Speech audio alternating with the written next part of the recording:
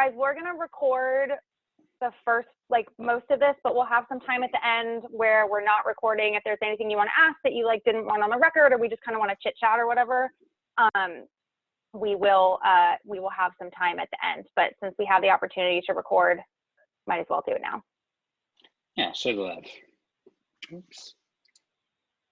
Cool. So housekeeping. As always, this is a safe space. So we're here to share best practices and communicate about life as a Marketo user. So we really try to restrict any sort of promotions or things of that nature. We love salespeople, but we don't really want to hear from them here. We hear enough of that on a normal, regular basis. Try not to bug people outside of the group that if you meet them and you exchange information and you exchange your information, that's totally fine. But in general, we try to keep this to be like a non-salesy place. Yeah, we don't share your information. Can you talk about this one, Amy? Yeah, so we have some cool stuff to share with you from Adobe. If you are interested in becoming certified, either as a Marketo certified expert or Marketo certified associate, or you need to re-up your certification, there's pretty significant discount on both exams. So here is the link and the discount code, and we will send these slides out, so you don't have to take notes on that now, but definitely keep that in mind. You just have to purchase and schedule by the end of next month. Oops. Yeah, and then the next thing is also something pretty cool that Adobe is doing with Marketo University. Oh my goodness, I'm not very good at controlling the slides.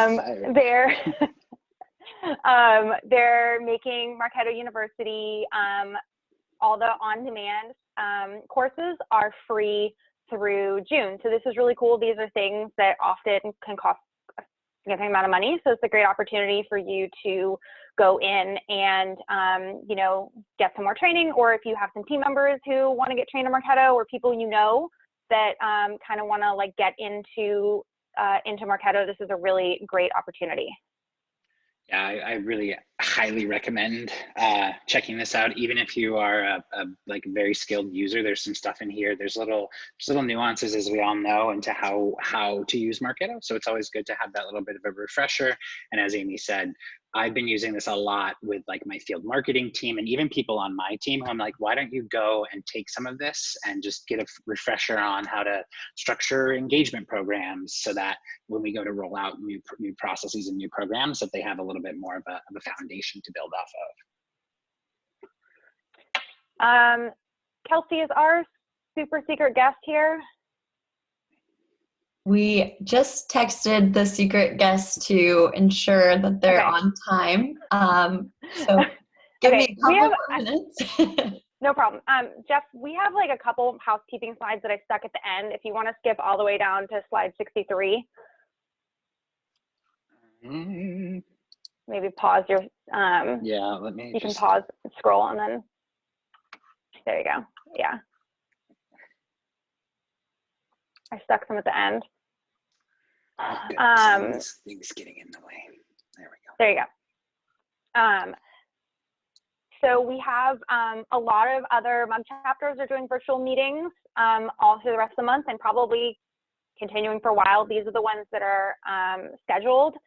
So you can go to mugs.marketo.com, the same place that you registered for this one.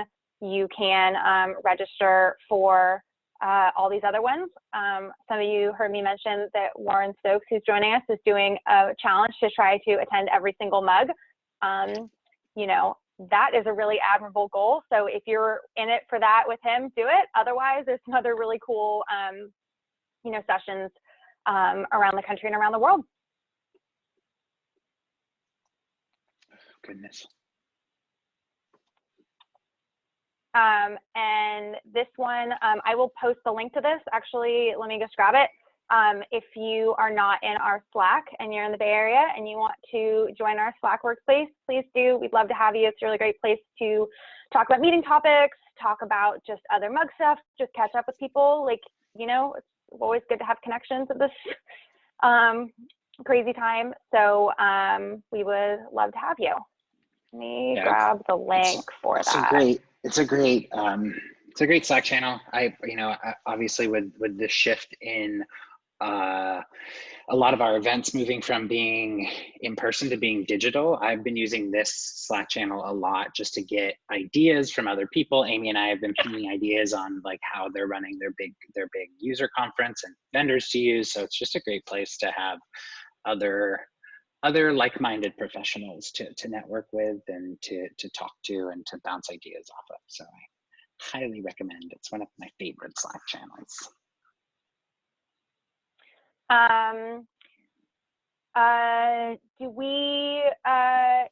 I guess this is a good time to do this. So if anybody is, obviously hiring is, being employed is high priority right now. So if anybody has job openings and would like to come off mute and let us know, say your name, the company, and what you're hiring for, and then people can follow up with you afterwards.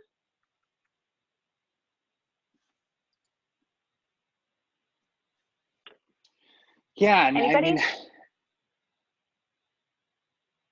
Crickets. Total hiring freeze.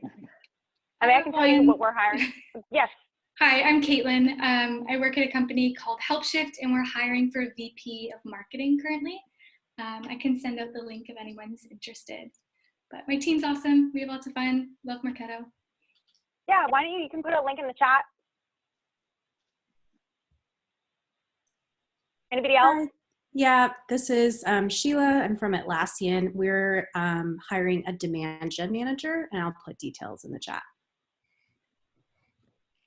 Cool. Anybody else?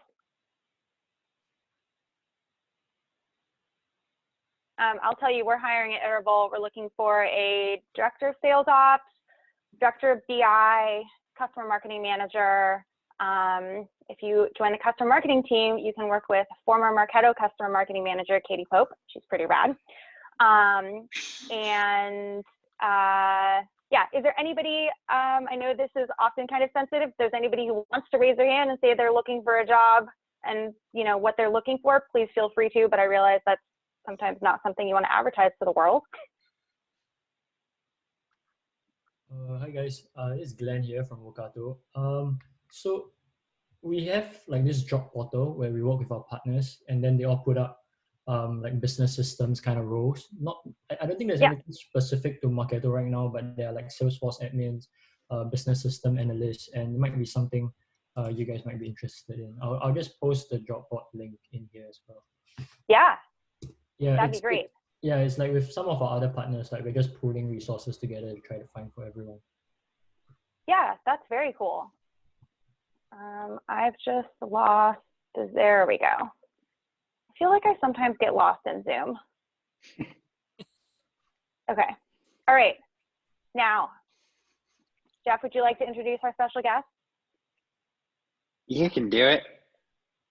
Okay. We are very excited to have Sarah Kennedy join us. Now I'm embarrassed because Sarah, I can't remember your exact title, so maybe you want to tell everybody who you are. But I can introduce myself. You don't.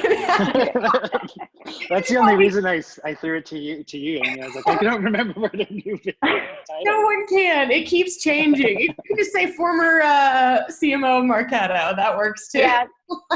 Yeah. Welcome, Sarah. Yeah, well, thanks guys for having me. I just figured I'd jump in today, and there's a whole lot of exciting events happening certainly in the Adobe world, but I kind of miss my Marketo peeps, and I rarely get to connect with a lot of the most passionate users of our products, and I see many familiar names in this group. JD, what's up? But I just wanted to pop in to say hi, and also to, see if, how you guys are doing, number one, but also if there's any, ideas or feedback or questions you have for me, I'm here for that as well. But just wanted to pop in to say hi, if nothing else, because I don't get to do that in person anymore like I used to, and you guys probably all miss each other just the same way right now, but I love that y'all are still doing this virtually and carrying on the torch, because that's important. And also, there's honestly never been a more important time than for marketers to stay connected, whether that be obviously because everything is flipping digital, or because, you know, some of us may need jobs. I mean, me included. I may be no, joking. But dead seriously, there's a lot I know going on, a lot of stressful stuff happening in a lot of your jobs right now. And I do want to just also say, like, carry on the fight. It's not an easy time to be a marketer. It really can suck on some days. I know my team feels that as well. And it's especially hard right now when we're all trying to adjust to like a new normal of being at home, because I realize like the mental health of my team is more at risk than a lot of other teams, because marketing ends up being like just the servant to everyone in many respects. You kind of end up doing all the things for all the teams, and none of them realize how much work you're doing for the other. And then you'll end up on Zoom calls from like 8 a.m. to 10 p.m. at night. And I'm having to like force my team literally to number one, to take lunch. That's even like, sadly, we're at home and it's harder to eat. But number two, to just get off the freaking video conference, you know, at a certain time in a given day. And also, we're trying to institute like no meeting Fridays, just because you guys may already do that, some of your companies, but it's like, it's absolutely critical, because people just need like time to be sane, and also to think. Like, what a better time than now to be able to just kind of let your mind expand a little bit and think about different things, and to be kind of, you know, in your own space, but to have some creative freedom and time. And if you're stuck on, you know, calls all day long, like many of us are for our jobs, you end up you kind of have that suffocated a little bit. So anyway, I just wanted to say hi, but I'm happy to answer any questions or to get any feedback from you guys on what more support you need from Adobe during this time. And I guess my new job title, I mean, it's not even new anymore, I guess, that much, but so I now run global marketing for the whole Adobe Experience Cloud. So that's the whole portfolio that includes like Marketo, as well as Adobe Campaign, as well as Adobe Experience Manager, Adobe Analytics, everything in between. That whole portfolio I now run marketing for, is kind of like, I'm sort of a mini CMO without being a CMO, but Ann Lunas is our CMO, obviously. But I work with her really closely on a lot of what we do for this particular business. So it's basically our enterprise software business. But Marketo is, as you guys will always know, my first love. So anyway, but yeah, anything you guys, I guess, you know, Amy, let me know if there's anything that'd be helpful for me to touch on, but just wanted to say hi, if nothing else. I don't have anything specifically. Does anybody have any questions for Sarah? Want to know where to get some good blazers? I'm not using them anymore. They're all sitting in boxes. I actually just moved. I've got just dirty boxes everywhere. You guys like, oh my God. So we just moved in the middle of this, but I've got like, just, you know, I'm trying to get my office set up, but you guys can see what kind of a ish show this is. It's just a complete nightmare. But all my blazers are in our basement, which Denver is cool because you have basements. Like, I didn't know that. I moved from Texas and like that wasn't a thing. But they're all, I've got like 4 massive wardrobe boxes, and I was like, I can't, number one, I'll be honest, I can't even fit into half of them anymore. I've had a lot of snacking happening during coronavirus time. So like, I might be having a blazer, like, you know, garage sale. So just I'll let you guys know if anybody is interested. I have a question, if I can. This is Helen. So thanks, Sarah, for joining. This is really, really great. So in terms of, we are all in marketing ops, right? And we understand that like this whole new world, brave new world that we need to embrace. What can we do better? What we can do, like how shall we change our like mindset and like our maybe talking points, maybe approaches to serve our leaders better? Yeah. And I'm talking not only about CMO or someone in marketing, because I mean, more or less we kind of like already established some kind of communication, but more than that, because now is everyone is looking into like who should go, who should stay, and how we can help, and at the same time how we can elevate ourselves, because I feel that we can help in many different ways. Yeah. But like how to get to the right place. No, it's a great question. So, you know, and I'm going through this right now myself. I happen to be very lucky in that Adobe has this immense commitment against all, you know, macroeconomic odds. They will not lay off anyone. And it's interesting because I know that's actually what so many of my customers are dealing with. Like, that's reality. And that was every part of my old jobs pre-Marketo. That would have been the situation we'd be in. But right now, what I am still facing is this conversation. And honestly, even 30 days ago, I was pretty, probably overly like confident in the fact that finance understands why we're spending on what we're spending, and there is no debate that needs to occur. And now what's happening is I'm constantly having my head of marketing ops and I are in meetings, and what we've had to start pivoting toward is getting really like, and I don't want to say dumbing it down, but dumbing it down, and trying to explain the literal step-by-step, penny-by-penny investment and also time frame of what it takes to take what they assume is just flipping a, you know, in-person event to being a virtual event, being a digital event. It is not free, and everybody assumes it is just because we've got all the tools. Oh, of course, you've already got all the technology to do it, right? And you've got Marketo, and you've got, you know, your integration with On24, whoever you use. They don't understand, and they kind of forget the fact that your turn up rate basically at an event like that is significantly less. It's like 20% if you're really doing well, maybe 25%. And you've got to spend all this money now in a very, very noisy environment to get people to even register and then show up. And so honestly, this is like very tactical, but for us, that's been one of the more important conversations we've had, is explaining why our marketing investment and our budget actually may need to go up. I'll be honest, that's never going to happen, but that's the kind of extreme I'm taking it to with them. Of this isn't just the opportunity to, oh great, we canceled Summit or we canceled all these events and now we have, you know, $1 million in savings that we can go just scoop up for the business. They may still need to do that, honestly, because like if revenue isn't going to be hitting what it originally was, they may be needing to reduce obviously variable expenses to counterbalance that a little bit in a lot of businesses, in a lot of places you work. But the actual reality that I'm talking about is making sure we can ride the recovery wave and planning and also investing for what is like let's say, you know, best case of recovery starts in 3 months. I mean, that's probably overly optimistic because it's earnings season and it's not going to be pretty, but let's say that's like the very best case scenario. We've been putting together like, you know, very best case, mid case, and then worst case, and then actually like beyond worst case, like unforeseen kind of thing scenario planning with our finance team. And like, again, my marketing ops team, because they know and they see all of the inner workings and the grind, because I have everything from like intelligence operations, campaign operations, to spend, we call it spend, but finance operations inside of that team. And so they're doing a lot of this like complete pivot to help tell the story to finance, to help everyone understand what we're talking about in new reality, instead of just a very frustrating soundbite that can create a lot of issue for marketers, that virtual events and digital events are essentially free. They are not. They could not be farther from the truth. And so I think you guys all know that, like that's obvious, but I honestly think you shouldn't feel like you're offending people. Like we have this slide that I debated, like, is it going in the appendix or is it going in the front of the deck? And it was the very best thing we did, which was the dumbing down of comparing what it takes to get 100 people to show up at a virtual event to what it takes to get 100 people at the same level to show up at a physical event. And it's just very different in the lead time and the money you spend and all that. And that was their favorite thing they saw all day. And I'm like, I have so much other stuff to talk to you about, but okay. So I honestly think taking it down to the basics, this is when marketing like details matter. You don't want people's high level 1% deep understanding of how to be a marketer, which every other discipline thinks they know how to do.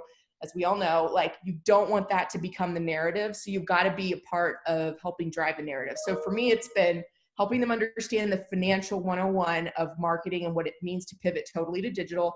And number two is helping almost, you kind of, you know, I use the example of, let's say we've got a big competitor. It's a, you know, a big blue blob, for example. It's also one of our partners, but like they're like, what happens if we don't invest aggressively enough to ride the recovery wave and we're not ready to turn and pivot and be, you know, finger on the trigger at any given moment whenever that actually does occur. And we want to be investing and also knowing that we've got it in our enterprise business, like a 6 to 9 month sales cycle.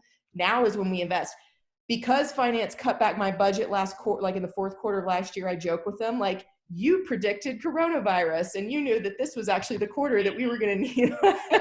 I'm like, congratulations. Now's the time to make sure we overinvest. And so I'm trying to help them understand the bigger picture and the impact of what marketing investment today means in an enterprise business, as well as like a high volume velocity business that's maybe on a shorter sales cycle, and what that total runway looks like, so that they're kind of scared to pull back until they really feel confident in what scenario they believe all other signals are pointing toward happening. So those are kind of two literal opposite extremes to that answer, but it's like super tactical and super strategic, but trying to do both, and marketing operations has got to be central to that. At least for me, that's the team that's my right hand crew, battling through those meetings every day. Hope that's helpful. Yeah, that's great. Thank you. That's great. Awesome. Anything else? And I'll let you guys get back to it. I don't mean to totally derail your Oh my God, this is great. Are you kidding me? We're very excited to have you. Anybody else have a question for Sarah?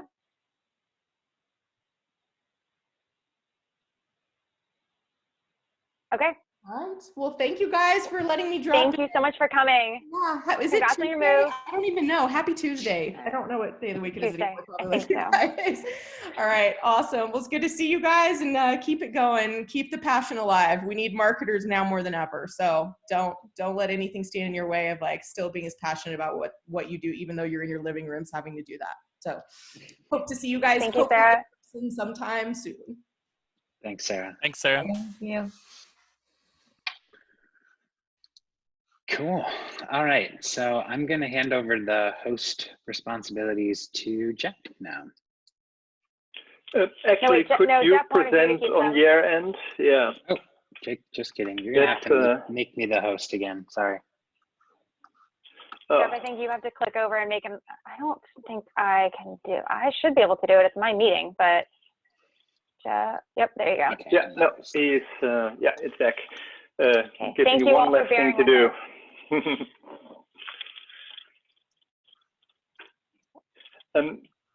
So let me start with a very brief introduction on my background. So I'm an independent Marketo technical architect. But before this, I worked at Marketo for close to 9 years. And at Marketo, I started as a business consultant, and over time sort of became more technical, and eventually was sort of the technical architect who developed services like AutoMerge, for example. So myself, I've sort of gone through the process of learning about more technical aspects of Marketo, such as, for example, the Marketo REST API. So in a way, what I'll present today, sort of the Marketo REST API, even for a non-technical audience, is something that I've really gone through myself also. So on the next slide, it shows the 4 parts that I wanted to go through. We'll take about, give or take, 20 minutes to go over those items. First, like, what is the REST API? What can you do with it? Then I think a lot of you are Marketo administrators. So what do you need to know about Marketo REST API without using it, just from an administrative perspective? And then if you do get a project where you need to use the API, either through custom development with developers or a launch point partner, what do you need to know about it to work with those people? And then finally, and we'll keep that to like maybe 2 minutes or so, how to make an API call. Nothing technical, just that you've seen it, what it looks like. So hopefully completing the demystification of the REST API. Then on the next slide, it's just a title slide. So what is the REST API and what can you do with it? So the way I think about it, that the REST API is just an automated way to push the buttons that you can find in Marketo. So here, for example, you can clone a program or you can delete a program. You can do that through the buttons in the user interface, but you can also use an API to do that automatically. So you could automatically clone a program and maybe even launch the program. The next slide has a couple of more examples. So if I go clockwise, it starts with like sending an email, adding people to a list or removing people from lists, creating an email, approving an email, creating a form, adding a form to a landing page, adding people to a program or updating the program status, activating a smart campaign or scheduling a smart campaign. Those are all examples of buttons that you can find in the user interface that have an equivalent in the REST API and therefore are candidates for automation. On the next slide is one of the typical sort of, confusion areas, like, okay, how does a webhook differ from the REST API? First of all, the webhook is a lot more accessible because it lives inside of Marketo, inside a Smart Campaign. That also is the key difference, that the webhook calls a system outside of Marketo, but it starts with the Smart Campaign. So the Smart Campaign is triggered by something, it calls that system, and then it gets data back, or it does something. The key difference with the REST API is that there's a program outside of Marketo that connects to Marketo to read data, or to update data, or to perform a certain operation in Marketo. That's high level what the REST API is, and then we can look at a couple of examples of what you can do with it. This is a project that I worked on with a hotel and resort in Hawaii, and what they wanted to do, they wanted to send an email to their guests with the featured events during the stays of those guests. So some people would stay just one night, some would stay, a couple of weeks. And we had to select the specific events that would happen while they were there, and then send that 7 days, 14 days, 21 days before they would arrive in the hotel. Interesting enough, the reservation data was actually already in Marketo, but the event data was not. So we developed a program, a custom program, that would read the event data for the events, for the dates that people would arrive. And then we would create personalized emails for the guests that would show the right events. And it would use the Marketo API to push that event data into Marketo, so it could be sent from within Marketo. Next example is from a completely different industry, a mobile phone provider. So they saw that people would sometimes add phones and plans to their shopping cart, but then would leave it there and never come back. And sometimes they had already created an account, and they wanted to send an email to remind people that they had not finished their checkout process. And their website team is using the Marketo REST API to send the contents of the cart to Marketo when somebody abandons the cart. And then Marketo will send an initial email, then wait, check if that person still hasn't checked out, and then it will send another reminder email. And about 10% of the people who abandon the cart will actually then complete their order as a result of those emails.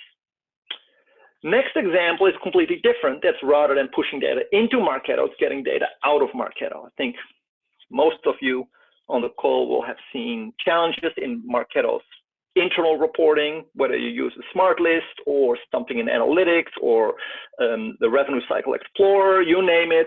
Reporting, especially dashboards, are hard in Marketo. So pulling data out of Marketo is probably one of the most common scenarios to use the API. Load it into a database or a reporting solution, and then you have a lot more flexibility in how to report on it. And this is just an example. I haven't worked on this. This is just an example that I pulled from Clipfolio's website. They're a Marketo partner. Okay, the next example is a very typical one, CRM integration. If you don't have Salesforce or Microsoft CRM and you want to do some kind of integration, then you will have to use the APIs to do such a thing. This is an example of pipeline deals where we use the REST API to sync some limited amount of data between Marketo and pipeline deals. It used Zapier, which, by the way, in a lot of cases I cannot really recommend, but it worked. So there was a way to use the APIs to do a custom CRM integration. And then the last example, or actually that's a lot of examples, that's LaunchPoint in general. I mean, there's a few partners like GoToWebinar and Zoom, Facebook, LinkedIn that have a native integration that is often also developed by Marketo, but most of the partners will be using the API and or webhooks, but a lot of them use the REST API to interact with Marketo for, as you can see, a variety of different use cases. Okay, I think I have one or two last slides in this section. Oh yeah, first of all, the data model.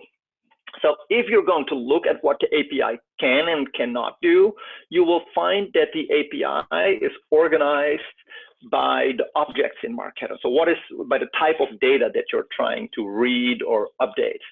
The lead API, it still refers to lead rather than person, is centered around that person and the related objects, whether it's opportunities or companies, custom objects, custom or standard activities, programs, program membership, and so forth. So you will find that those are all separate sort of API sections of the Marketo REST API. If I go to the right-hand side, there's a similar section of the API entirely focused on assets. And then each of the assets is broken up in smaller pieces, if that's applicable. So emails have templates, variables, modules. I mean, you're all familiar with those concepts, but they're all sort of broken out in the API. Same is true for landing pages, forms, folders, programs, images and files, snippets. They're all supported in the asset API. Then on the next slide, there's one area is the admin API.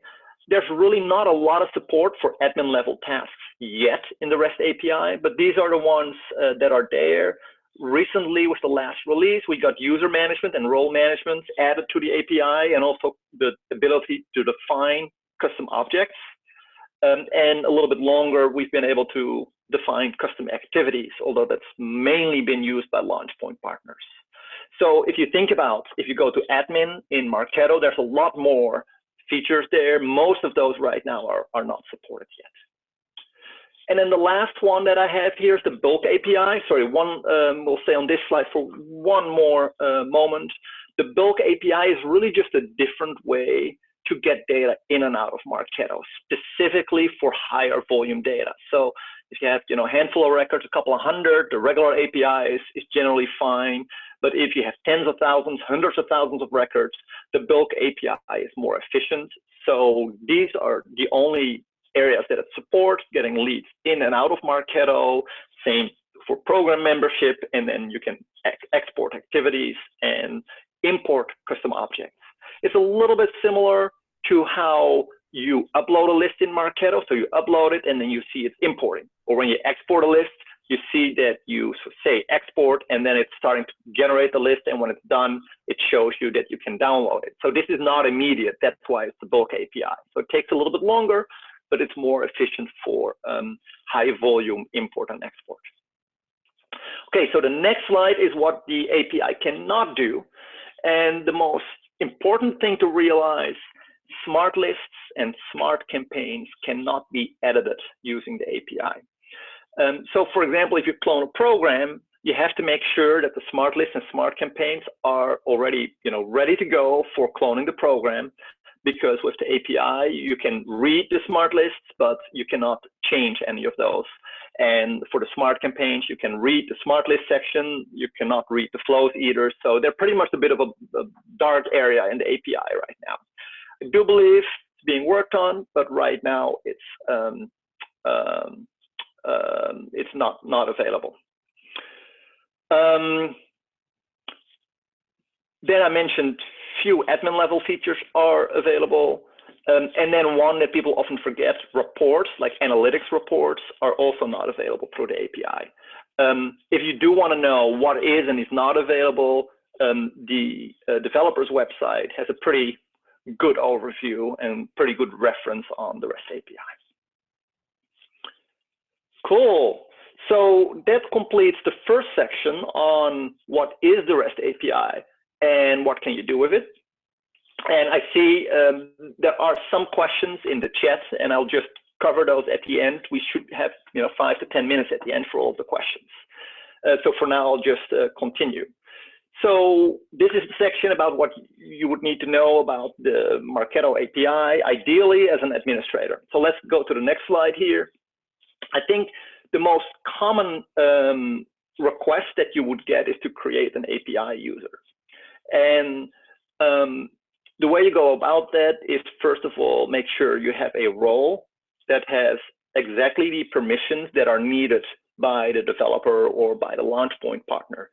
And a common misconception is that you can select any of the permissions in that edit role dialog box, but it's really only within Access API. So there's like 30 or so permissions that you can select. Any of the others, including admin, have no effect at all. So you can check them, doesn't do any harm, but focus on those 30. Then when you have that role, you can create a new user. The email address does not actually have to be a working email address. Just make sure it's something you can recognize so that you know what it's for. And then you select the role you created and you check API only. Then, and that's always a little confusing, you have to go to LaunchPoint partners, LaunchPoint section, and create a custom LaunchPoint service. And there you select your user, and then you get a client ID and a client secret, which is what you need to give to your developer. Then the next slide is about quotas. We're getting a little bit more boring, but okay, important areas. REST API, by default, you have 50,000 calls, and bulk extract, you have 500 megabytes. The key thing is that it resets at central time, but it also means that if you've used up your quota, you cannot use the API anymore until midnight central time. You can purchase more. They are separate purchases. So the REST API, the daily quota for 50,000 calls is a separate purchase from the bulk extract. Bulk import, like list import, does not have a quota. So you can import as many lists as you want. Now, the good thing is that for the REST API calls, there's actually a pretty detailed screen where you can see which user is using the REST API by clicking on that link where it says requests in the last 7 days, and it breaks it down. Unfortunately, for the bulk extract, there is no such user interface. You have to use the API to get usage data for the bulk extract, which is a little annoying, but that's just what it is today. Let me see. Yeah, API limiters. This is probably the most boring slide. So if you can bear with me for this one, then it's only going to be more fun. So these limits are important because if these limits are being used up, you essentially lock out the entire API. So if one of your API users is going crazy, their program is just starting to make like a huge number of calls to Marketo, then that could lock out all of the other users. So these are shared limits. So for 10 concurrent calls, that means that either 10 users can each make one call exactly at the same time, and the 11th call will then fail until one of the other calls has finished. It could also be one user that is not waiting until the first call responds, but it's just continuing to talk to the REST API. They can also lock it out. That is about how many calls are going on at the same time. And the rate limit is about how many calls you make in 20 seconds. And the maximum is 100 calls. So then after 20 seconds, if you used up the 100, after 20 seconds, it resets again, you can make another 100 calls. So the key thing here for developers is that they first of all need to make sure they are aware of this and pace their application to not overload Marketo. But second of all, they will also need to catch any errors, wait a little bit, and then retry their call, and then it may succeed. So everyone sort of needs to be good citizens here, because unfortunately, there's not really a way to isolate one particular user. The only thing you can do in an emergency is to disable an API user altogether and just say, I'm going to shut you down because you're making the entire API available for everyone. Updating multiple records in batch is generally a good way to avoid these issues. Oh, bulk, I forgot about bulk. Maximum 10 queued jobs. So if you have a lot of jobs, you'll have to wait and split them up in wait once you have 10 jobs queued. Okay, next slide. So the API errors are probably mostly visible if you get notifications. you'll see these web services errors, and you may think like, what do I do with that? If you want to know a little bit more about what they are for, then you can, we just lost our screen. I think we're on YouTube right now. So if you see a code, you can go to the developer website of Marketo, and you can then look at the code.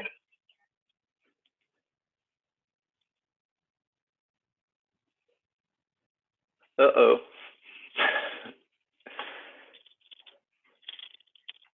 Okay, so let me just continue until it comes back. I don't think I'm the host right now, so I cannot share, but I can chat. If you get that notification, if there's like 1, 2, 3 errors, generally there's not really any cause for concern. People can, developers may be aware of that error and just don't, make sure they don't encounter that error again. If you see more than a handful of errors in the screenshot, I think we had like 1,500 errors of a particular type. That's probably something you want to look into. And then with the developer website, you can try and figure out what that error entails. You cannot, unfortunately, see based on that notification which API user is responsible for that error. Marketo support can tell you.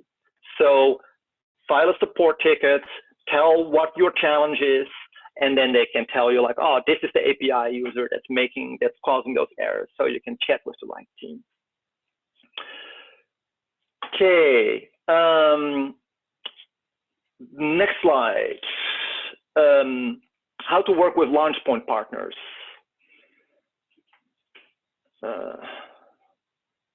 And developers.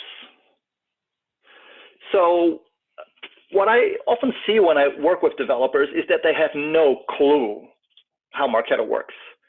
So they have no idea what programs are, that smart lists are different from static lists.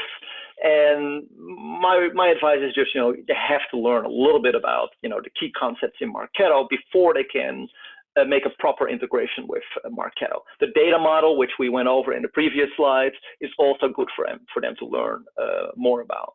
I also wrote a more detailed article about the weird Marketo API. Would point them to that article. There's a lot of good stuff that is useful to know before they go in depth and actually start coding. Okay, on the next slide, I have a couple of tips for launch point partners. So as mentioned, for every separate application, including launch point partners, create their own API user, because it will allow you and it will allow Marketo support to see if there's any issues with it. Also ask them how many API calls they expect to make. For example, Drift has a feature to do a lookup in Marketo on every chat session. So that is something that you can enable if you want to, but they will tell you that it will lead to more API calls. So you need to be careful. If you have a high volume website, it may eat up your API calls. Those are the things to be aware of. Also, if they do update data in Marketo, ask them how to identify their updates. Can you create a trigger campaign off of their changes? Do they put in like a lead source or a timestamp, something like that? Test on a sandbox if you have a sandbox, and also spot check the activity logs. Like this one, you see that the first name was changed from Jeb to JJ using the web services API, and then you see the modifying user, the one that I blacked out, that will tell you which API user account actually made that change. Okay, I think we are at the big moment of making our first API call. Now, I know my demos usually fail, so I went a safe route and just put in a couple of screenshots here. So first of all, you want to get an access token. This access token is going to give you access to the API for 1 hour. If you go to launch point, you can click view details and then get token, and it will give you a token. The token, you copy that. And then on the next slide, what is a good thing to do is to use a tool that allows you to interact with the REST API a little bit easier. I use Postman.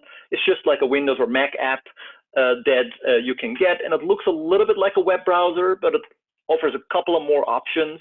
So first of all, you have to specify get or post. Get just means getting information out of Marketo. Post means putting information into Marketo or making updates. Then you have a URL, just like in a web browser. URL often says what object you're updating. Sometimes there's an ID in there.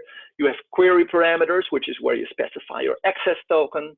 And then if you do a post, if you do an update, you have often the information in the body that you need to specify. And then you just press send, and then you're good to go. So let's go to that first one. It's just getting lead information on the next slide. This one is actually pretty simple. So you get a URL, you put in your Munchkin ID, and then the URL is rest v1 lead, and then the lead ID.json. Then the access token is specified as a query parameter. You click send, and in this case, I get my lead record presented with the ID, the corresponding ID. This one is pretty simple. There's really only two steps to it, the URL and the access token. The next one is an update of a lead record that gets a little bit more complicated. So here we first of all change get to post because we're going to update information. You see the URL is slightly different, as in we don't have the lead ID anymore because we'll use the email address to specify the record. And lead is now leads with an S at the end. Then the second part is we leave the access token where it is, but we click on the body and raw, and then we're going to put in the details of the change we want to make as JSON, which is a data format. I won't go into detail exactly what it is or the specifications, other than that it's machine readable, but it's also human readable. So here you can see that email is my email address, and my new first name is going to be JJ. And then the other thing we need to do, which is on the bottom left, is because this is the JSON data format, we need to specify the content type as application/JSON. And if you click send, now it will update the record. You see in the response that it now returns the Marketo ID 809523, and it says this record is updated and success is true. Well, this was a little bit more complicated, but I hope it wasn't too crazy. Hopefully, this gives you a bit of an idea what how you would use the API. This was obviously manual interaction with the API, and a typical situation it would be part of a program in a programming language. Yeah, let me know any questions. Let me first look at the chat if there's any questions that were typed in already. So the first one that I notice here is REST API versus SOAP API. Do not use the SOAP API if you can do it with the REST API. SOAP API is pretty much deprecated. It's an older technology. It's not being updated anymore. REST API can pretty much do everything that you can do in the SOAP API. There's a couple of small differences, but yeah, REST API is really what you want to use. What's your view on tools like Trade.io or Zapier? I think that a lot of those tools are maybe still a little bit more technical than, just, working in Marketo, creating a smart campaign in Marketo. So yes, I think they're very useful. Zapier, I'm not a big fan of because the Marketo connector is not that good.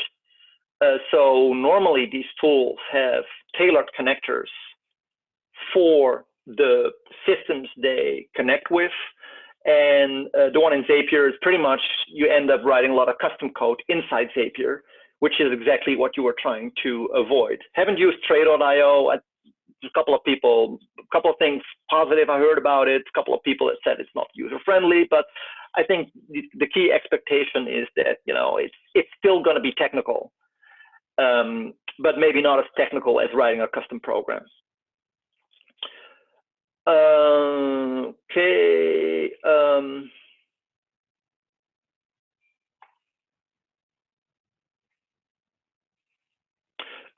How about using the same user for multiple custom launch point services? Yeah, you can do that, I think. Actually, no, you would just give out the same credentials.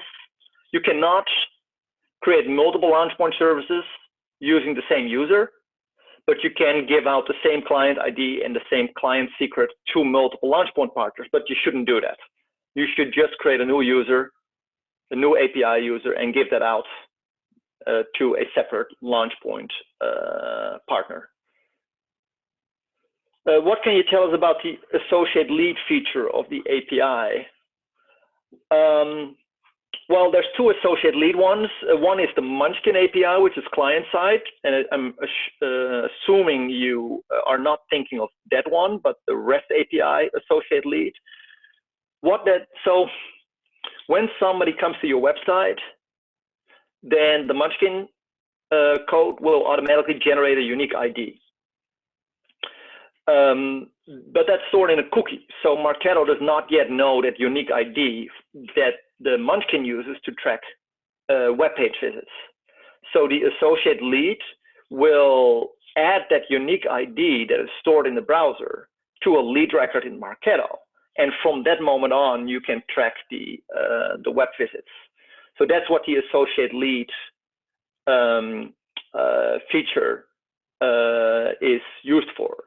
So you can also use it for example, a product login. If you do have a product login and the Munchkin code is on the login page, you can, behind the scenes, associate the Marketo cookie and thereby getting a lot more people identified and being able to track more people on the website than when you require them to fill out a Marketo form or require them to click a link in a Marketo email.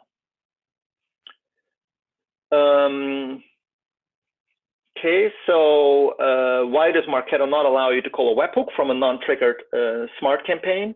That's primarily because webhooks are not meant to do batch operations. That's really where you should use the REST API. So webhooks are good for, like, for example, an enrichment call. So a new record comes in, you want to call one of the enrichment vendors and get the data back.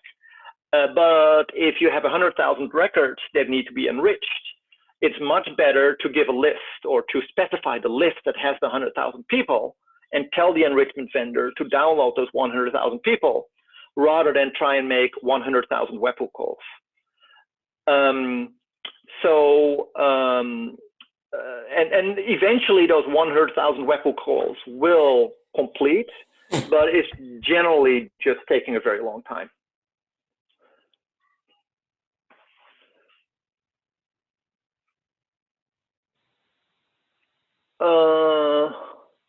Jeff, would it be helpful? Do you want me to moderate? Do you want me to look through the question for you? Yeah, that's good. I think I primarily missed your question here, right? Do you recommend doing a separate API user or role for every API integration? I mean, if you can, yes. I see a lot of cases where simply all API permissions are checked in the API role, and then maybe multiple users are created with that same role. But you're essentially giving the keys to the kingdom to an external vendor.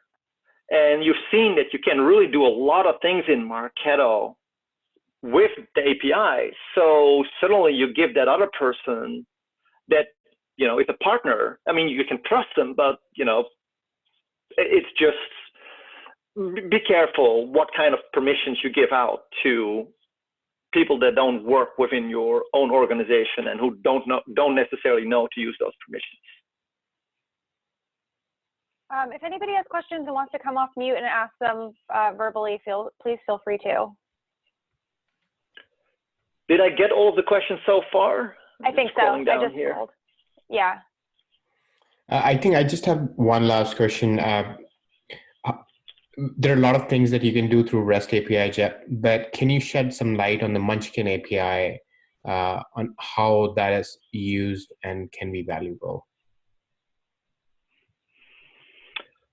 Yeah, so there's really, I think, only one feature in the Munchkin API where I see real value, and that is for fictitious page views. And what I mean with that, if you have a video and you want to track that people got like halfway in the video, or they paused the video, that's not actually a page request. So by default, Munchkin wouldn't see that. So you can use the Munchkin API to either, you know, register a click link or a visit web page for a URL that is fictitious, but fictitious in a way that it tells you in Marketo that a certain event happens. It's also for if you have like more of a rich user interface where people click on a tab. It again doesn't refresh the page, but you could trigger some JavaScript, use the Munchkin API to trigger a fictitious page view that tells you that somebody navigated those tabs. There's also like an associate lead, which allows you to create leads in Marketo. Honestly, I've not really seen that being used very often. It's often much better to have a hidden form and use the Forms 2.0 API than using the associate lead API. Okay, thank you. These are all great questions. Cool. Who else has a question?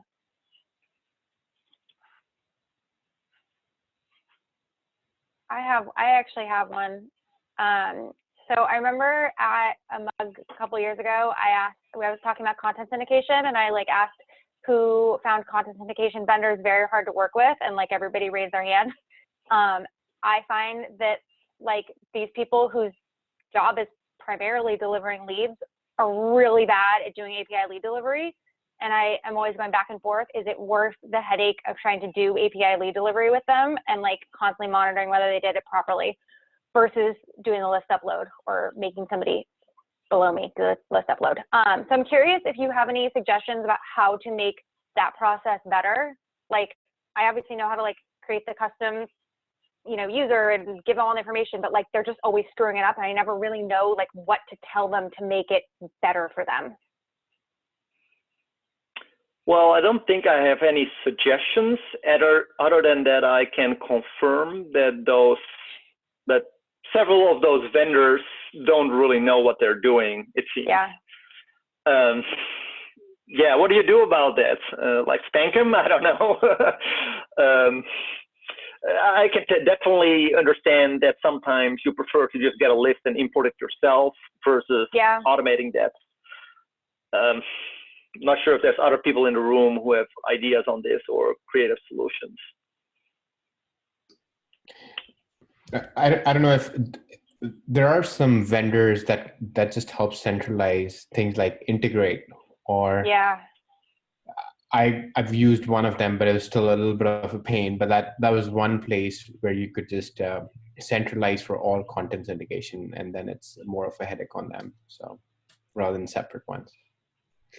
I think also having a QA checklist that they run through before they can execute a program is important. So just having hey, make sure you send, you know, a small batch through the Salesforce first or whatever, and Marketo, and check everything, see that these 10 fields are being filled out, things like that. So just so they know what to run through before they actually do a bulk upload. Otherwise, things can get very messy quickly. Yeah, I find that even when I have them do that, like I make sure to do the test, and then they just, like I don't know. Part of it is they don't know how to normalize data, but that might be a different problem. Amy, I mean, maybe one slightly different idea is, you know, I've seen people create separate fields so that they still match maybe on email address, but then they don't update the main fields, because if they make a mistake in updating phone number or first name, last name, they could actually overwrite good data. Lauren, that's a good idea. Lauren, were you going to say something? Yeah, I was going to say that, like, one possible solution, if you have a platform like Tray or Workato, you could do things like automate that import process, and you can receive that data from those vendors in a variety of different ways. So, you know, if they are going to send you a CSV, you could set up an email address to receive that CSV. So they send it to a unique email. It gets received by the workflow. The CSV gets parsed and it gets processed correctly. So interesting. Yeah. So, you know, I don't think that's something Zapier could do. But the more technical, as Jep said, integration platforms out there like Tray and Workato can definitely solve that problem. It requires like building out that solution though, right? Which is always sort of the trade-off in marketing operations. Like, oh, I could just keep doing this manually.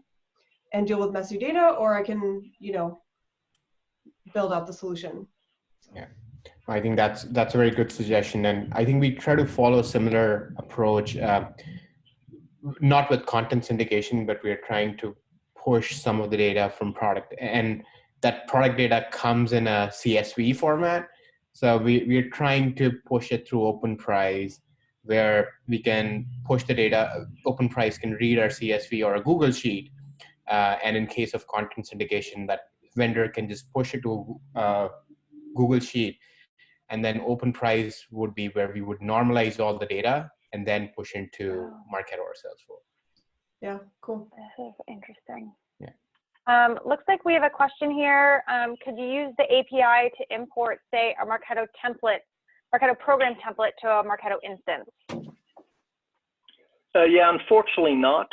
And that will be very useful if you're doing like migrations and such, or if you're trying to promote programs from a sandbox to production. But it's not really possible. And what I've been told from my time at Marketo is that the program import functionality, that all the engineers who work on that have long gone, and that nobody dares to touch that functionality in Marketo anymore. So if it works, good. If the program import doesn't work, then probably not going to change that functionality, unfortunately. You can connect to instances. I know when when I've had consultancies, they've connected their sandbox to ours, like a Digital Pyre or Tumos. So there's definitely a way to connect. You have to do it one by one. Yeah. No, the program import works, but there's no API for it. Yeah. And considering that you can only do one program import at a time, you have to wait until, if you have like 50 programs to do, you have to sort of import and wait, and then until you can start the next one. So if you'd have an API, you could automate that boring part of the job. But no, there's no API to automate it. But yes, I mean, it's still very valuable as long as you know what can prohibit a successful program import. Program import is still very valuable. Hey Jeff, this is Richard. How are you? Hey Richard. It's been a while. Are you running across any issues with data latency, where when you read the database at one time and come back and read it again later, you get different values? So yes. So I think, and this is a bit of a generic question, so I'm not sure if have seen the same things that you are referring to, but if you read activities from Marketo, it sometimes takes a little while for activities to show up if it's busy. And then one moment you check, give me the activities, between 9 o'clock and 9:10, and you don't get anything. And then you check a little bit later, and then suddenly retroactively activities show up. Is that one of the areas that you're referring to potentially? Yeah, I'm seeing a lot of that. Yeah, that's correct. So activity export is, that's a bit of a pain point in the activity export, especially if you want to do it more frequent than once a day, because if you do it once a day, you can probably just use the bulk export after midnight and say, give me all the activities for yesterday. And then you can build in a bit of a buffer. But if you want to do it more frequently, it's harder. I know, I think there are some thoughts in Marketo to change activity or to add an additional option for activity delivery to sort of more push it out. Not sure if that's anywhere on the roadmap, but that would solve this issue a little bit. Okay, thanks. Yeah, check with if you're interested in that, check with your account manager. I have no clue whether that's like even available or planned, but maybe an option. Okay, well, I'll have Mark do that. We have another question for using the API for a custom CRM integration. Yeah. So my short answer would be do as little as you can get the business to agree to. because the more frequent and the more advanced you make it, especially if you're going to try to do it just as nice as the native sync, it's going to be a hell of a project. So start really, really basic. And Michael just said, which they did. Everyone wants the native sync, even though it's custom. Everyone wants all the bells and whistles, but there's actually a lot of knowledge that went into the native sync. Even though it looks so simple, they have a lot of like weird edge cases that they account for that you may not realize in your custom integration you have not accounted for, and you get bad data or data is not coming over, you name it. It's really, if you try to make it very feature rich, it's going to be really hard to get it to work right. Cool. I think probably we should wrap up with this one, right? Okay. To give David a good amount of time to do his presentation. Yeah, I think that sounds good. And David, you wanted to run your own slides, so Jeff, you want to give him host capabilities? Yeah. Cool. All right. Well, Jeff, thank you so much. That was a really just cool presentation. Thank you guys all for your really great questions. Now we have David Kreider to talk about his experience and his learnings from being on the Marketo Professional Services team. All right, you guys seeing my screen okay? Oops. Yeah. All right. Beautiful. So yeah, thank you, Jeff. It is really an honor to be presenting, to be sharing the screen with Jeff. I even put together an About Jeff slide as part of my presentation. In addition to inventing, actually like inventing some of the software products essentially that Marketo sells, or services products, he also is the father of the Marketo REST Python library, which is, if there's anybody on the call who really is a little bit more advanced and comfortable writing Python, you'll want to check the Marketo REST Python library out.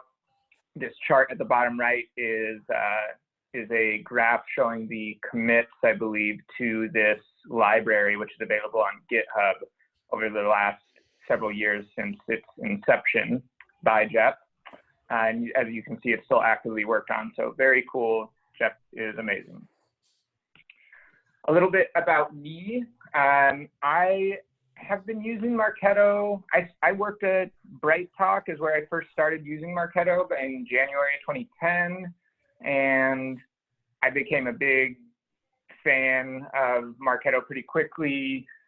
Was one of the first people to get certified at Summit 2013, and Marketo champion and all this stuff, and then ended up getting invited to join the professional services team there. And so I've been at Marketo for almost the last 7 years or so. And I was on the business consulting team, right? So while Jeff was on the technical consulting team, doing all of this crazy stuff, I was on the business consulting team. I like to think that I was one of the more technical business consultants, which has kind of driven my interest in APIs and ultimately probably resulted in me landing at Workato. But, and also I am the father of not a Python library, but in case anybody has used the advanced drift nurture program template in Marketo, that is something that I put together and it was cloned into the Marketo program library. So that's my little claim to fame. Okay, so there's three kind of high-level takeaways that I'm going to go through today. And I think these relate really strongly to the API. Creating structure is incredibly important in your Marketo instance for various reasons that we'll discuss, but it's sort of, you'll really be able to get more out of your instance and even get more out of, if you're going to start using the API to do pretty much anything in Marketo, you're going to get more out of it if you have good structure in your instance. So, and I actually have a question for you guys. If I'm curious to know, and you guys can use if you open the Zoom and go to the participants box, you can raise your hand to share your response to this.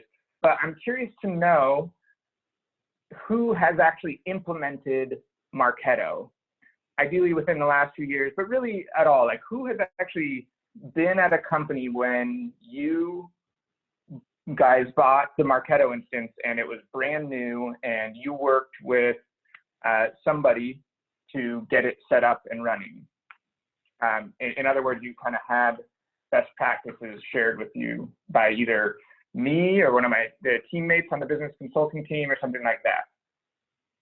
And it's not terribly important, really, even if a lot of people have done it or not, because even if you have implemented Marketo like that from the ground up before, you hear these things kind of like once or twice, right? Maybe some of the people on this call have implemented Marketo a couple times, or if you're a consultant, maybe you've done it numerous times like myself. But I want to share just some of the structure and like why we set Marketo up the way that we set it up and why we recommend the certain things for your things like your folder structure and whatnot. And I'm going to talk a little bit toward the end just about building for the future and how you can innovate for your business using the API, right? So some of this might start off a little bit basic, but we're going to build on it. So our first takeaway is creating structure, and this is a picture of Nicole, who was responsible for developing, I would argue, the Marketo Best Practices library. She really drove that initiative, and she is largely responsible for the folder structure and program templates that we have today, that Marketo offers today, I should say. So we're going to talk through the folder structure. This will bleed into sort of workspaces and partitions, and even this requirement of having multiple instances in some cases. We can talk about that a little bit. We'll talk about program templates and naming conventions for them. And I assure you, this relates back to the API at some point. Talk about structure for your tokens, and you can have those on like local, program, folder, global levels. And so we'll kind of go into that a little bit. All right, so to kick things off, my favorite clip from The Office. The fundamentals of business. The fundamentals of business. Mental is a part of the word. I have underlined it. Because you're mental, if you don't have a good time, you have to enjoy it.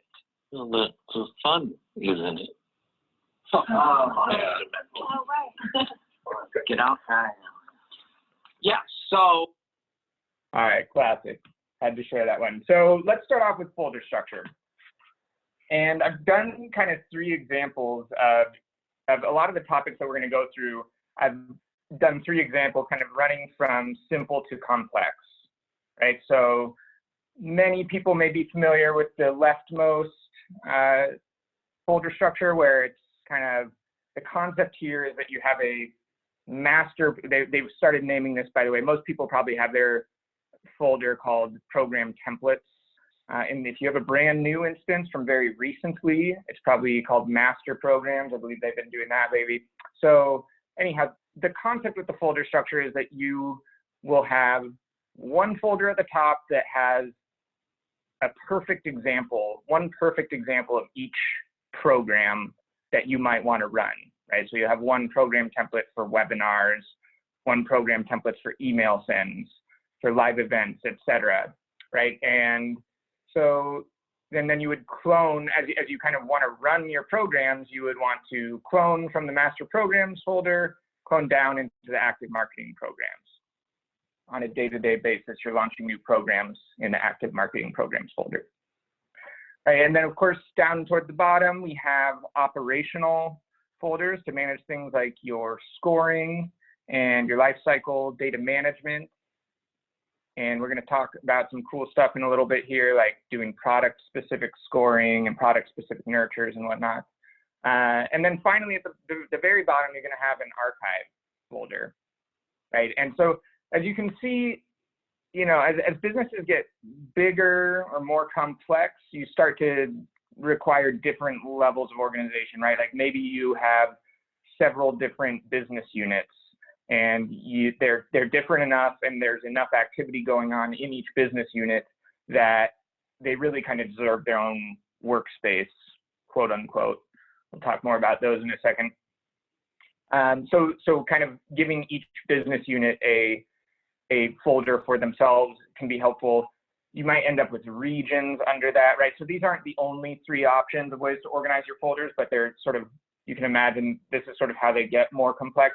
And really at some point, if you're a company like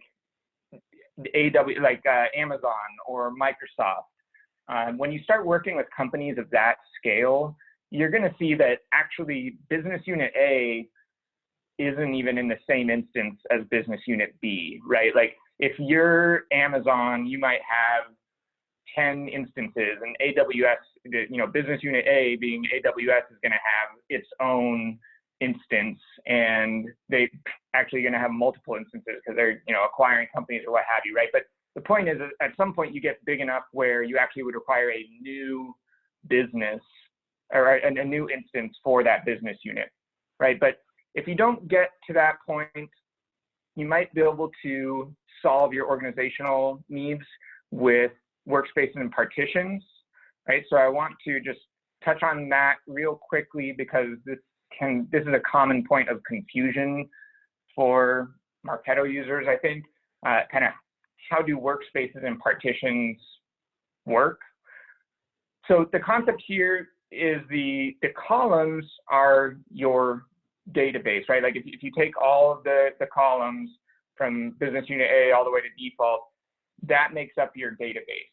And anytime you create a person in Marketo, that person will exist in one of these 4 partitions in this example, right? Default being if it doesn't if you're creating a lead like Jeff was in his presentation, if you're creating a lead and you don't assign it you don't specify which partition it belongs to, it's going to end up in the default partition, right? And then, so each person in the database will belong to one partition. You can't, one lead cannot exist in more than one column here, right? So the X's can sort of indicate a lead as you're looking at this, right?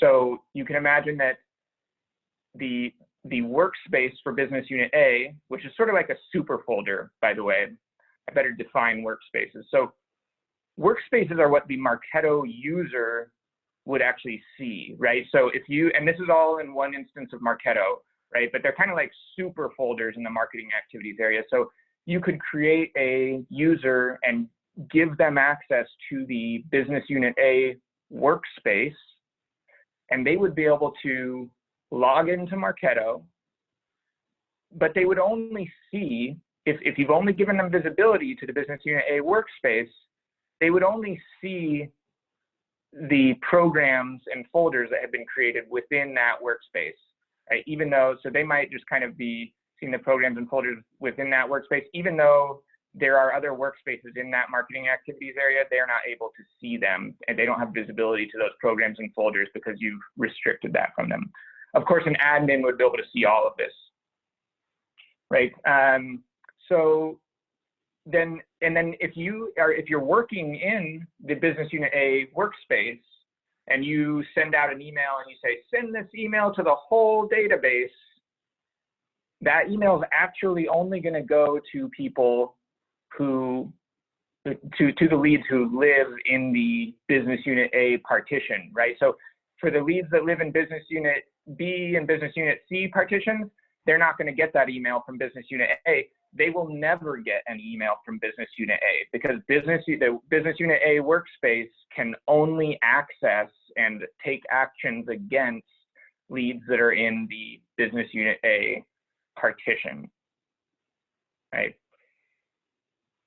And then at the bottom here, we have maybe like a corporate workspace where this is where your super global admins would have access to be able to, if they needed to run an action against truly every single person in the database, or they needed to send out a global, like, corporate cross-business unit communication, they would do that out of the corporate workspace, right? Because that corporate workspace actually has access and visibility to all the leads and all the partitions, right? So this is sort of a fairly common setup for workspaces and partitions.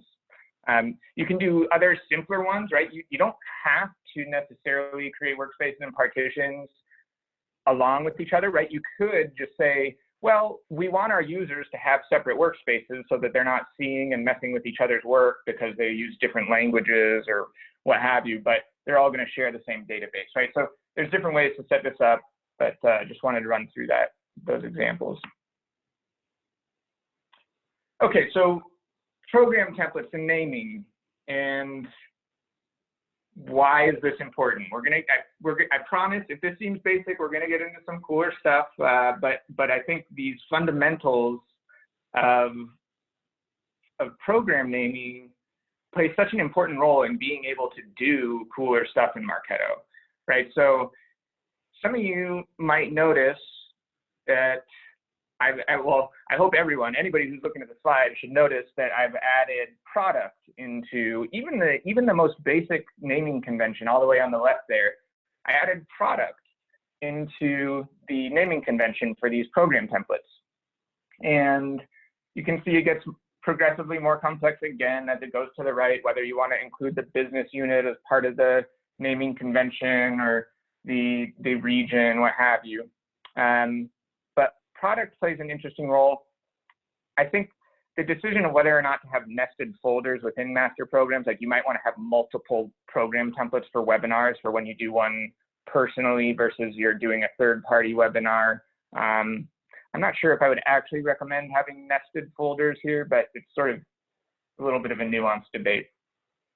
But anyhow, let's talk about why bother with naming conventions and why consider including product in the naming convention.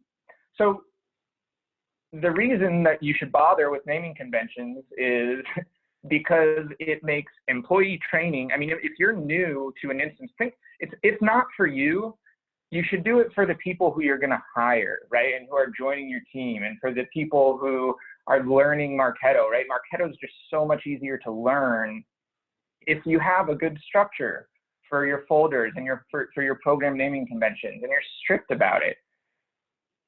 There's also API implications, like API related implications, where if you want to take action on a certain set of programs or a certain set of forms, right? So for example, a very large enterprise customer that I once worked with who had 30 million records in their Marketo database needed to go through and update every single form in a certain category in their instance and add a new field to that form for GDPR.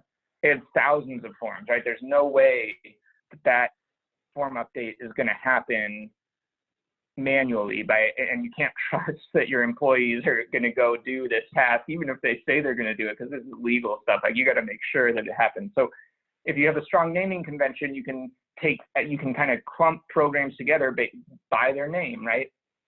And this sort of begs this other topic I want to hop into real quick of a product-specific scoring and nurture campaign. So just to switch into my demo instance here, something you can do if you have your programs named properly, you can do this product-specific scoring, right? Where you're actually listening for people to reach success in a program that contains the product prod 1, or whatever your product abbreviation is.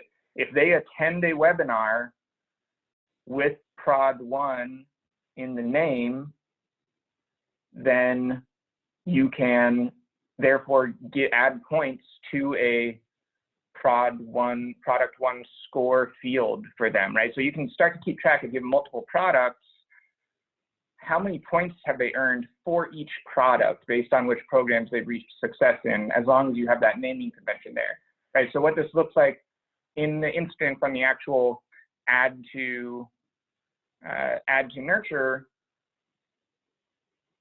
smart campaign. Let me just refresh this real quick.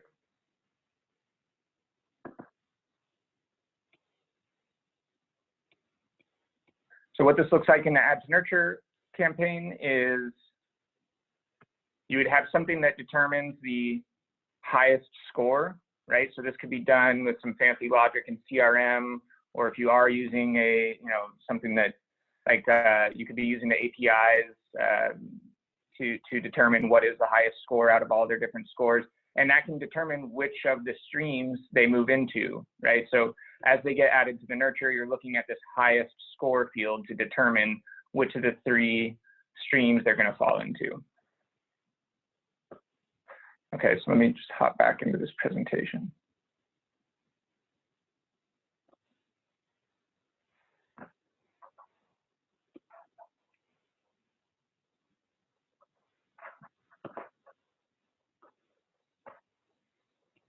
Okay, so again, why are we doing naming conventions and why are we putting products in there? So product specific scoring is one, right?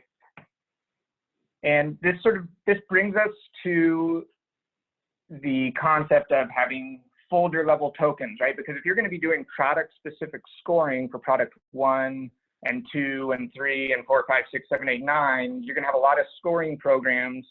You're probably going to want to score for all of the products based on webinar attendance, all these different things. So you can create these tokens when you actually click on the scoring folder there, click on the My Tokens tab for your scoring folder, create the tokens at the scoring, at the folder level so that they fall down and are inherited by the scoring programs under. This sort of makes the assumption that you're probably going to want to give, for webinar attended, WB, and attended, you're going to want to give 15 points regardless of which product it's for, right? You want to give the same number of points for attending a webinar is sort of the assumption here. But you could always override the token value at the program level if you like. And here's a next shot, right? Clicking down from the scoring folder, actually clicking onto a specific scoring program for a specific product, you can see the tokens have been inherited. Which is another tip, and this is, I think, is key for leveraging the APIs and what I think is the future of automation in some ways. Things like this become really important, right? And I think a lot of people are sort of familiar with the concept and probably use to some degree, a lot of people use program level tokens to some degree, right? But very few people that I see, like your average Marketo user does not have fully tokenized program templates where you can, like this program template here that you can import to your instance for free is fully tokenized. I think there's some room for improvement with the way these are done, but the concept here is that you should be able to clone this master program or this program template, fill in the values for each of the program level tokens, and then schedule the emails to go out, like without even looking at them, right? Like that is how and companies do this. Another customer I was working with who had the resources of a developer to make this happen for them made it such that their users around, their event marketers around the world who are busy running events, they're not like in Marketo all day, but this company didn't even want them in Marketo. They actually created an HTML form that said what kind of event you want to run, what's the date, what's the time, what's the title, etc., and asked for basically all the information you need for the tokens for their program template. Their event marketers around the world would submit that data, and this company would go and clone their event program template, depending on the answers that they put in the form, clone the appropriate program template, populate all the tokens, and then they would do some testing and validation themselves. But I mean, that's how efficient you can get. Like, if you really want to scale, you can't be editing every single email, right? So you have to get this tokenized approach down, is my opinion. And then finally, another type of token that I think there's some debate over is universal tokens, right? So this concept of adding a folder at the very top to have the current year that you would use in your footers, right? Copyright, and then you use my.current year, so that when it turns 2021, you just go update this global universal token to be 2021, and all of a sudden your emails now say copyright 2021. All right, so these last two sections are short. That was the first out of 3, but these last 2 are really short. There's only 1 slide for each. So building for the future, right? This is to some degree a repeat of the things I've been saying so far, right? But standardization is useful, right? And Marketo really is like coding, and that's why standardization makes such an impact. Or if you are trying to use the API to do some cool new stuff, you really got to standardize because it enables the scale, right? So some of these concepts you may be familiar with. ETC stands for easy to change, right? Whatever decisions you make and however you structure your Marketo instance, you want things to be easy to change, right? Like you should be able to change, you should be able to kind of change decisions later without having tremendous impacts on other parts of the system, right? Another important concept in coding that also applies to Marketo is having dry versus wet code, right? So don't repeat yourself would be dry. You don't want to have to say things more than once, right? So if you're in there editing every single email, putting the title of the webinar and the subject line and the body of the email and the landing page and all this stuff, that's repeating yourself, right? Use a program level token, set the title of the webinar, don't repeat yourself. Versus wet, which is write it every time, or write every time. Testing as you write, yes, yes, yes. Tidy up after yourself. And I think this is something that people really need to embrace. It's like so many people have, you know, they understand naming conventions, but there's a famous study on broken windows where once a building has a broken window, if it goes unfixed for any significant period of time, that building will rapidly depreciate in value, and it'll become kind of, people start to take care of it less, and it actually will, yeah, just sort of degrade. Like people start to, the graffiti shows up really quickly, right? This broken window study. So don't have any broken windows in your Marketo instance. Tidy up after yourself. Keep your naming conventions tight. Keep your folders tight. You got to have somebody who kind of gets on people's case about keeping things organized. Avoiding global variables. I think the current year one is a good variable, but there's some debate. Some people say you shouldn't have any global variables. And learn new tools, right? So learn how to use a webhook, right? I mean, you're probably not going to start coding Python tomorrow if you haven't yet, but learn how to do a webhook because they're not that crazy. Right? JavaScript is amazingly powerful for some Marketo stuff. The REST API, or if you master some tools that help you with the REST API, those can be really valuable as well. Okay, so innovating, right? This is some of the stuff that Jeff talked about, right? But getting product data, there's so many emails that go out of Marketo that are not personalized enough, and there's so many use cases for Marketo like there's so many untapped use cases, right? So using Marketo for onboarding your employees, right? Like what about you hire a new person on your sales team and they need to get some emails to kind of get trained up, right? And get practice their pitches or watch certain videos. Like you can integrate Marketo with your Active Directory so that you know as soon as a new employee comes in or goes, and put them on certain tracks to get them trained. You can get product data into Marketo so that you're sending specific emails to really help a new customer get onboarded and really drive their experience up a level, right? Drive their customer experience and their onboarding up a level. Integrate with sales engagement platforms like SalesLoft or Outreach, right? To be able to add people to cadences and sequences, and then also pull that data back into Marketo, right? Of whether, you know, which emails are getting sent and opened and clicked in these different platforms. Right, and then finally, just wanted to show a visual of this. this concept of campaign launch automation, right? So this is another real use case that I have seen and actually working with someone on is a ticket gets created in one system like Jira or ServiceNow in this case, and it has all the information about the event.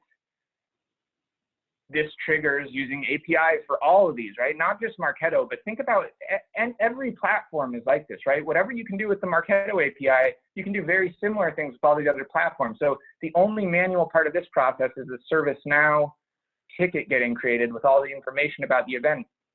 Then a manager will automatically receive a Slack notification that their employee wants to run an event.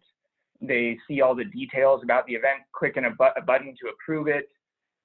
And if they approve it, then you use the APIs to take this data and push it to Adobe Experience Manager to create a landing page for registration, grab the URL of the landing page, compile a list of all the different URLs that you could use to post it on Facebook, LinkedIn, what have you, put together a spreadsheet with all the different UTM permutations, send it to the employees so that they have this list of URLs that they can use as they're promoting the event, then create the campaign and program in Salesforce and Marketo, set it up to sync, send out some test emails. And all of that is automated via APIs, right? Purely based off of a single ticket getting created in something like Jira or ServiceNow.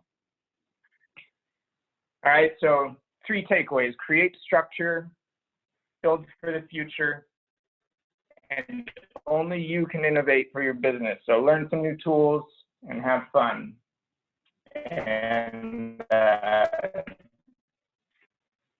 that's all I got. My LinkedIn workspace, in case anybody's interested in talking about things like this. All right. I know I went a little long there. Amy, back to you. This was great. Thank you so much, David. There was, Beth made a comment. She said there is also a script you can use to put in a universal token so the date updates itself. That is very cool. Thanks for the hot tip. Do we have any other questions? Feel free to take yourself off mute and just ask them.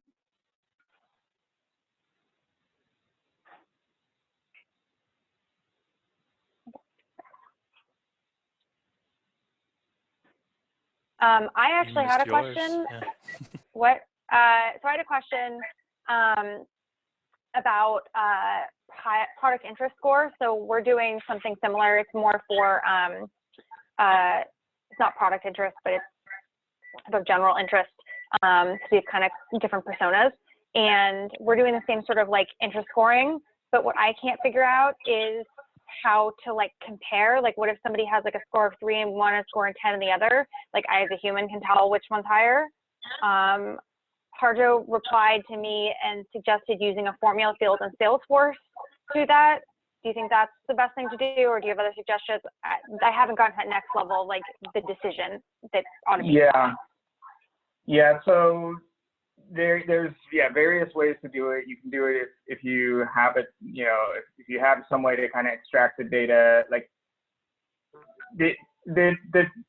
a lot of times the solution that people end up landing on is like, well, get the data into Salesforce and then use a Salesforce Apex code to like figure it out. Like, formula field's okay, but it actually won't. It's not great because when the value produced by the formula field gets updated, like the system mod stamp on the Salesforce record doesn't actually get updated, so Marketo won't actually pick up the fact, like, even though, say, if you go look in Salesforce, you'll see that their highest score has changed from product 1 to product 2. Marketo won't actually hear about that until there's some other field updated on the record. So you want to use something like Apex if you're doing it in Salesforce or the CRM in general. But this also means that now you have to sync your 10 product score fields to the CRM for no reason other than you have to run the code there, right? So you can also use something like the REST API to pull the data out, run a calculation on it, and then populate this field. But it is not something that you're going to be able to do with Marketo alone. If you're, say, a non-technical person and you watched Jeff's presentation and you're starting to like get a handle on it, like what do you even use? Like what system do you push it to and pull it back in to calculate that? I mean, you could literally have like Jeff could write up a process that runs on your computer that does this for your whole database on, you know, like you just leave your computer on and the little program runs on your computer, pulls out data from Marketo and crunches the numbers and spits it back in. So if you're doing, so you could do it like that, right? If you're writing your own code, something like Marketo could also do it. If you are going to put the data into Salesforce, you're going to want to use probably, I think unless somebody else has other options to add here, I don't think a formula field is going to be the right choice for you. I think you're going to want to use Apex code to compare the fields against each other for each record. Basically, anytime one of these 10 product fields gets updated, that will trigger some Apex code that figures out which of these 10 fields is the highest and then spits a value into the highest score field. And that will cause the system mod stamp to get updated on the record, and therefore Marketo will pick up the latest data on the next sync cycle. Yeah. Cool, good things to think about. Who else has questions or wants to pick David's brain on best practices?